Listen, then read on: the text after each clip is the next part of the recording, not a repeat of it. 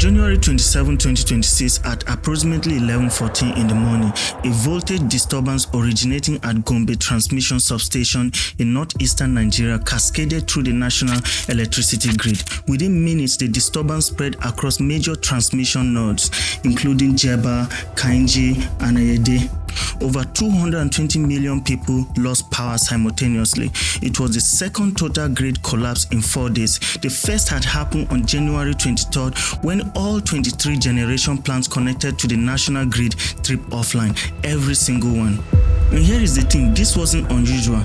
Nigeria's national grid collapsed 12 times in 2024, 4 times in 2025, at least 222 times between 2010 and mid-2022, according to data from Nigeria Electricity Regulatory Commission. What I'm about to tell you is a story that spans 50 years. It involves military dictators, Russian state nuclear corporations, Chinese engineers working under curfew in northern Nigeria, a 30-kilowatt research reactor at a university in Zaria that had been operating quietly for over 2 decades, and a bet that Nigeria's leaders are only now beginning to seriously consider, a bet on nuclear energy. But before we talk about nuclear, you need to understand what it's supposed to replace, and that starts with the grid.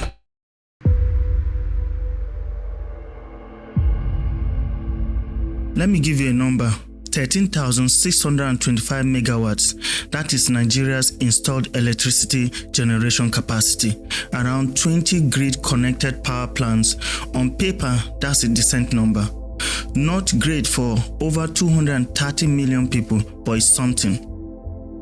Now, let me give you the real number. On any given day, the actual electricity available to Nigerians is somewhere between 4,000 and 5,500 megawatts. That's 30 to 40% of what's installed. The rest is offline. Broken turbines, gas plants with no gas, transmission lines that can't carry the load, aging substations, some dating back decades. Nigeria's all-time record for peak electricity generation was set on March 4th, 2025, 5,801 megawatts. It was widely celebrated like a national achievement, and in a way it was, because it was the best this country had ever done. To put that in perspective, South Africa generates around 50,000 to 58,000 megawatts for 59 million people. Egypt generates around 55,000 to 60,000 megawatts for 109 people. Nigeria generates less than 6,000 megawatts for 4 times the South Africa's population. The average Nigerian consumes about 150 kilowatt hours of electricity per year. The global average is around 3,000.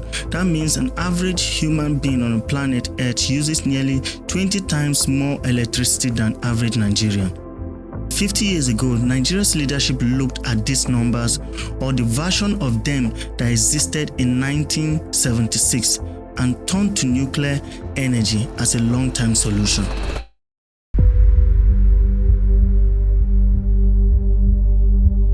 On August 24, 1976, General Olusegun Obasanjo signed Decree No. 46, establishing the Nigeria Atomic Energy Commission. Most Nigerians don't know this, but the idea of nuclear power in Nigeria is not new. It's not a 2020s innovation or a response to the current grid crisis. It is 50 years old. The timing matters. In 1976, South Africa was secretly developing nuclear weapons. Nigeria, as the most populous black nation on earth and a leading voice against apartheid, has strategic and technological reasons to build nuclear capability, with an official focus on peaceful energy. Nigeria had joined the International Atomic Energy in 1964 and signed the Nuclear Non-Proliferation Treaty in 1968 and later ratified it. Obasanjo's decree gave the country an institutional home for nuclear ambitions. By 1970s, 2 research centers had been established alongside Nigeria Atomic Energy Commission: the Center for Energy Research and Training at Ahmadu Bello University in Zaria, and the Center for Energy Research and Development at Obafemi Awolowo University in Ile-Ife. Hey, if you're enjoying this video, please like and subscribe and leave a comment. Back to the video. A joint venture called Nigerian Uranium Mining Company called NUMCO was created with French partners. Extensive area surveys were conducted across northeastern Nigeria searching for uranium deposits. So by the late 1970s, Nigeria had a nuclear commission, 2 research centers, a uranium exploration company backed by foreign partners. The institutional architecture was in place. The ambition was clear. And then something happened that will define Nigeria's nuclear story for the next 3 decades. Absolutely nothing happens. Nigeria Atomic Energy Commission was created and then left dormant through the Shagari administration, through Buhari's military government, through Babangida, and through Abacha. Foreign partners eventually withdrew from NUMCO. The project itself was dissolved in the 1990s. The uranium exploration that had covered large areas found only limited deposits that were not commercially viable. 3 decades of military coup, civilian interludes, and oil booms, and the Nuclear Commission sat there, legislated into existence, but never fully activated in practice.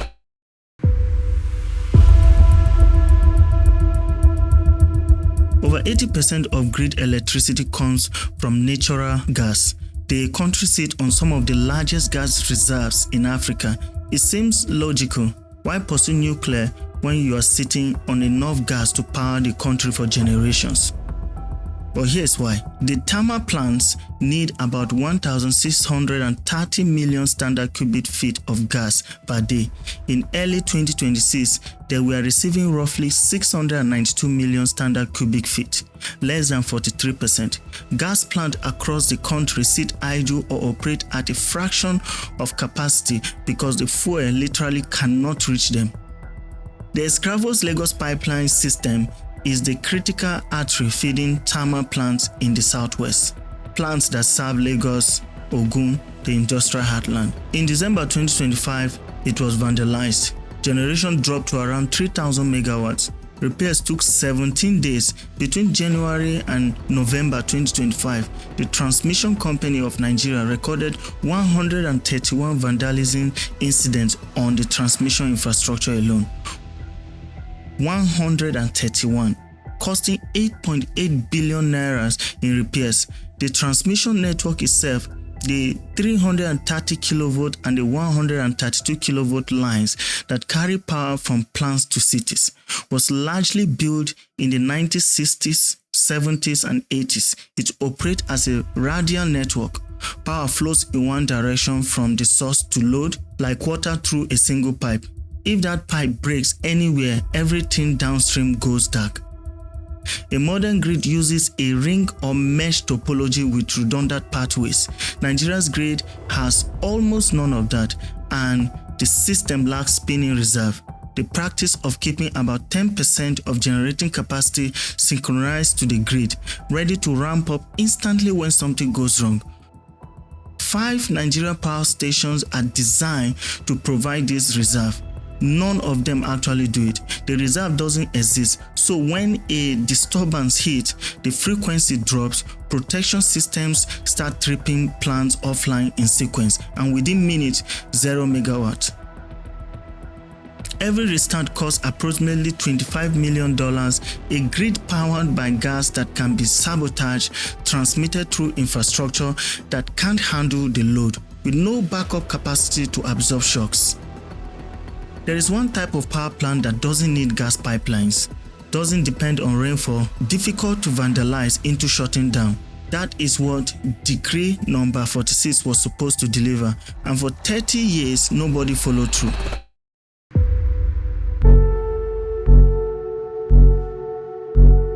On November 1st, 2013, President Goodluck Jonathan completed what was supposed to be the definitive reform of Nigeria's power sector. The Power Holding Company of Nigeria was unbundled into 18 successor companies, 6 generation companies, 11 distribution companies, and the Transmission Company of Nigeria, which stayed in government hands. The total sale raised about $2.1 billion against an expected $3.3 billion.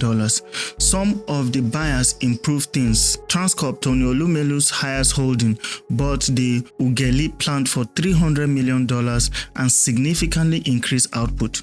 Sahara Power Group partnered with Korea's KEPCO to take over Egbin, the country's largest thermal plant at 1,320 megawatts, but the distribution companies became a graveyard. Over 5 discos entered receivership after privatization. The federal government poured in bailout 213 billion naira in 2015. 701 billion naira in 2017, 600 billion naira in 2019. By February 2026, generation companies were owed approximately 6.8 trillion naira in accumulated debt, growing by 200 billion naira every month. For every 10 naira of electricity entering a distribution system, about 2.6 is lost to technical failures and theft. 3.4 goes unpaid by customers, and only 4 naira is actually collected. Only 56% of customers are metered, the rest are on estimated billing, which means nobody trusts anybody. In April 2024, the government introduced the Band A tariff reform for the top 15% of customers, those supposedly receiving 20 or more hours of power per day. Tariffs jumped from 66 naira per kilowatt hour to 225 naira, a 240% increase. Sector revenue rose by 70%, but consumer groups reported that Band A customers weren't actually getting 20 hours of supply. They were paying the premium price for the same unreliable service. The privatization created a market without fixing the product. Now here is the part of the timeline that matters. While discos were entering receiverships and the grid was collapsing with increasing regularity, something else was happening, something that almost nobody in Nigeria was paying attention to. In a laboratory at Ahmadu Bello University in Zaria, Nigerian scientists were operating a nuclear reactor.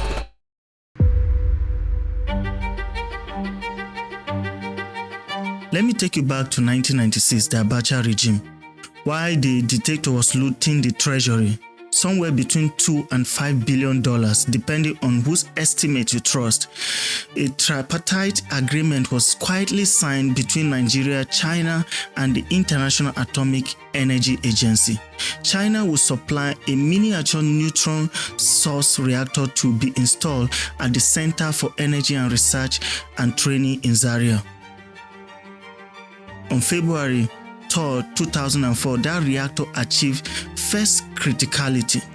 The Nigeria Research Reactor NIRR-1, a 30 kilowatt tank in-pool type reactor, light water moderated and cooled with beryllium reflectors and a single control rod. It contained approximately 1 kilogram of 90.2% highly enriched uranium in 347 aluminium-clad fuel pins, 1 kilogram of weapons-grade uranium at a university campus in Kaduna State. NIRR-1 was licensed on June 1, 2004. It has operated safely ever since. It's used for neutron activation analysis, geochronology, limited radioisotope production, and education. It is Nigeria's only nuclear reactor, and as of April 2026, it has been running for over 22 years without a serious incident. In that same period, the national electricity grid has collapsed hundreds of times. The CNNC Presidential Power Initiative announced in 2019 with a target of 25,000 megawatts by 2025 is now barely at the pilot stage and has been extended to 2030. The Mambila hydropower project, 3,050 megawatts, which would be Nigeria's largest power plant, remains in preliminary stages after decades of delay with no construction underway. But the reactor at Zaria keeps running. No collapses, no fuel shortages, no generators needed. That operating record matters because when people ask whether Nigeria can handle nuclear technology, there is an answer sitting in Kaduna State. Not a theoretical one, a physical, operational, 2-decade-old answer. And the story of how its fuel was removed is one of the most remarkable operations in Nigerian history that almost nobody knows about. 1 kilogram of highly enriched uranium is the kind of thing that keeps non-proliferation officials awake at night. It was sitting in a research reactor at a Nigerian university while Boko Haram was active in the northeast. Under the Global Threat Reduction Initiative, the United States, China, and the International Atomic Energy Agency coordinated a plan to convert NIRR-1, formerly highly enriched uranium, to low-enriched uranium fuel, about 13% enrichment. The highly enriched uranium will be removed from Nigeria entirely and shipped back to China. The operation was scheduled for October 2018. A multinational team assembled Americans, British, Norwegians, Chinese experts, Czech and Russian contractors. Then violence broke out in Kaduna. A curfew was imposed. The team was given 24 hours. In early hours of October 23, 2018, at approximately 1:30 a.m., a Russian Antonov AN-124 cargo aircraft, one of the largest transport planes in the world, landed carrying a 30-ton TUK-145C nuclear shipping container. The highly enriched uranium was extracted from the reactor, secured in the container, and the plane took off. The fuel was flown to China. New low-enriched fuel manufactured in China specifically for NIRR-1 was installed. By late November 2018, the reactor achieved full power on its new core. Nigeria became highly enriched uranium-free. The operation was led on the Nigerian side by Professor Sunday Jonah, Director of Center for Energy Research and Training, ABU Zaria. The International Atomic Energy Agency documented it. World Nuclear News reported it, and almost nobody in Nigeria noticed. A midnight nuclear fuel extraction during a curfew in northern Nigeria involving aircraft from Russia, fuel from China, oversight from International Atomic Energy Agency, and funding from United States, all to secure 1 kilogram of uranium at a university in Zaria.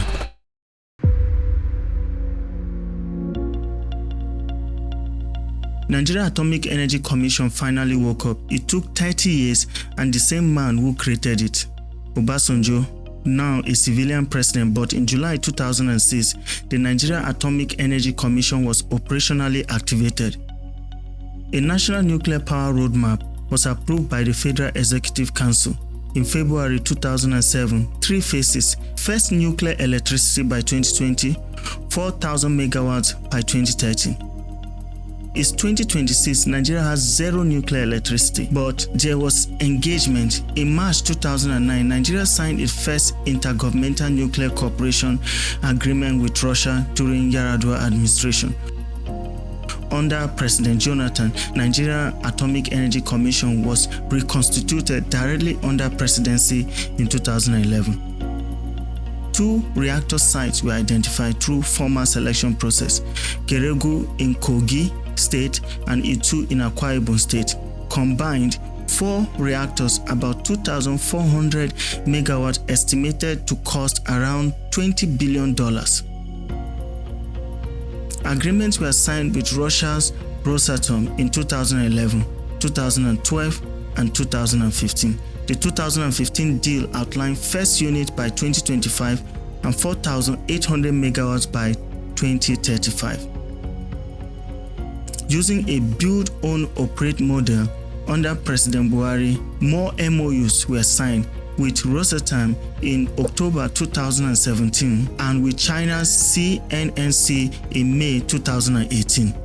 The International Atomic Energy Agency conducted an integrated nuclear infrastructure review in June 2015. More committees were formed, more trips were taken to Vienna, more communiques were issued, but no ground was broken, no vendor was selected, no financing was secured, no construction of course, was contracted or signed. The Geregu project is now classified as shelved by the Global Energy Monitor and by the Energy for Growth Hub. Shelved after 16 years of agreement. Why? First, the money. A nuclear power plant costs between $5 to $10 billion per gigawatt. Nigeria's total public debt as of December 2025 is roughly $111 billion. A single nuclear plant at the lower end will represent 4.5% of the entire national debt. Second, the institution. The International Atomic Energy Agency has specific milestones, 3 phases with detailed requirements. Nigeria has been in phase 2 since at least 2015, but a June 2025 assessment puts it among countries that could, with more action, be ready by 2050. Third, and this is the part nobody wants to say out loud, political will. Nuclear power requires a commitment that spans multiple administrations. Nigeria changes presidents every 4 to 8 years. Nigeria Atomic Energy Commission's chairman from 2017 to 2019, Professor Simon Malam, who had signed key MOUs with both CNNC and Rosatom, was killed in a gas explosion in Kaduna late in 2019, along with his son. That kind of loss set a program back by years. And then there is governance. This month, Serap calls on President Tinubu to investigate 2.9 billion naira in allegedly missing or diverted funds at the Nigerian Nuclear Regulatory Authority. So the roadmap existed, the agreement existed, the institutions exist. What didn't exist was execution, and while Nigeria stalled, the rest of the world and the rest of Africa started moving.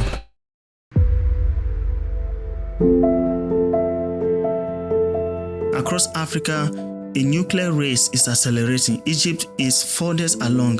At El Daba on the Mediterranean coast, 4 Russian VVER 1,200 reactors are under construction.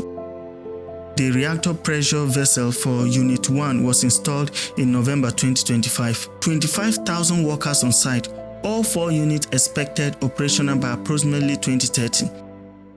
South Africa, the only African country currently generating nuclear electricity, is extending its Cobalt plan, and its 2025 integrated resource plan calls for 5,200 of new nuclear by 2039. Ghana has completed site selection, signed a commercial agreement with NuScale for its VOYGR-12 SMR in August 2024 and opened Africa's first nuclear simulator in January 2025. Kenya is targeting its first plant by 2034. Rwanda, which didn't even have a formal nuclear program until 2020, has signed agreement for test reactors and micro-reactors with the International Atomic Energy Agency, conducting a phase 1 review in March 2026. The African Commission on Nuclear Energy has set a continental target of 15 gigawatts by 2035. The nuclear business platform estimates the potential African market at $105 billion. 7 sub-Saharan African countries are committed to having nuclear power between 2030 and 2037. Nigeria is one of them. But being committed and being ready are different things. And in May 2025, something happened that changed the trajectory of Nigeria's entire nuclear program.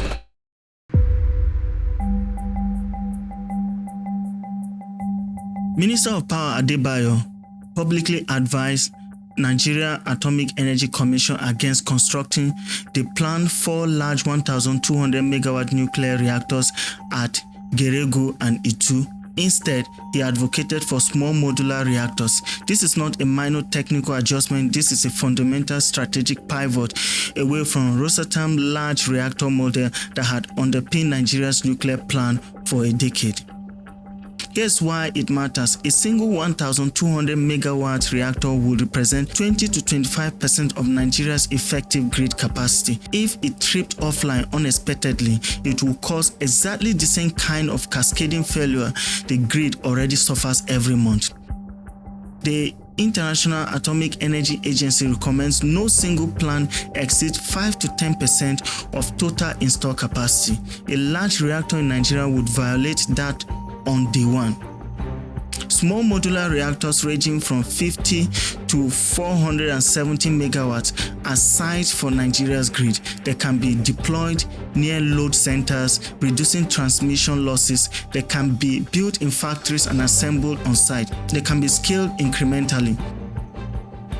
The minister connected this directly to 2023 Electricity Act, the legislation that allows states to generate and distribute power independently. Small modular reactors could serve individual states or industrial zones without depending on the national grid at all. A nuclear plant delivering reliable base load at even $100 to $150 per megawatt hour will be transformative. It's nuclear versus 22 million generators burning $14 to $22 billion of fuel every year. If you love definitive African infrastructure project like this, please like and subscribe, and let me know in the comment section what you think about Nigeria nuclear energy program.